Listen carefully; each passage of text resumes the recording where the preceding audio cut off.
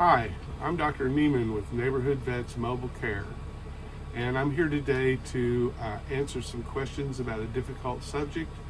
And our clients have questions about what will happen after the procedure is performed. And I've got Joan here with me today to ask some of those questions. Go ahead, Joan. Dr. Neiman, what happens after my dog is euthanized?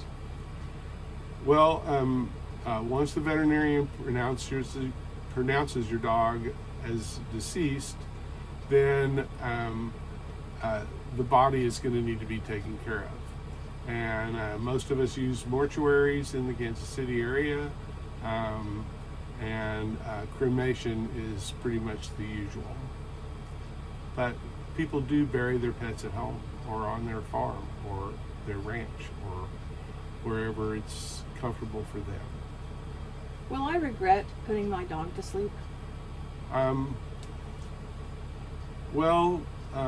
of the process that we go through with people when we provide this service is to try and make you as comfortable with the fact that you've done the right thing for your dog by the time we leave, and but hopefully you won't regret it, because it means good sleep, and it makes things much more simple for the dog who's trusted you for all of his life. What will happen to my dog's body after it's euthanized? If you bury them at home, it'll be a typical burial, and if you have the veterinarian take care of the body, it will usually be cremated. You can have the cremains returned to you, or you can have the cremains scattered, usually in an ossuary at the mortuary. When do I pick out the cremation options before euthanizing my dog? That will be before the service is provided. How do they prepare my dog for the cremation? Usually they're picked up by the mortuary at the hospital, or delivered by the veterinarian to the mortuary, where they are kept in a cold space until the cremation is ready to be done. What types of urns are used for the dog ashes? There's all kinds of urns that are available. And usually the veterinarian will have you contact the mortuary to discuss what kind of urn you might want. How long until I get my dog's ashes after they are cremated? Well, in our practice, we tell people 7 to 10 business days, but oftentimes it's really quicker than that. Are there pet cemeteries?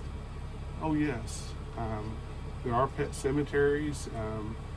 We have a really nice one here in Kansas City, and they're always happy to discuss with you that option. What if I don't want my dog's body or ashes? What happens to them? At the mortuary we use, they have what's called an ossuary, and it's an age-old way of returning the remains to the soil, and I think that's a pretty common practice. How do I talk to my kids about our dog's health? Well, my experience with my own children and others is to just tell the truth. We always tell people that they should go over the Rainbow Bridge poem with their kids, because it's really helpful oftentimes. Are there grief support options? Oh yes. All you have to do is just Google pet grief, and you'll find all kinds of support groups. Will my other animals know my dog died? Of course. They know what's going on as soon as we walk in the door, so yes. And some pets grieve after the loss of a housemate, but others show no emotion at all.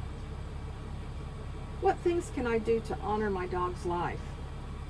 That's a really good question, Joan. And there are all kinds of places that you can make donations to help with people and their pets. And they commonly have an honorarium that you can support in the name of your pet. And I really appreciate you listening to me today. I hope this helped you with some questions that you might have about this difficult subject.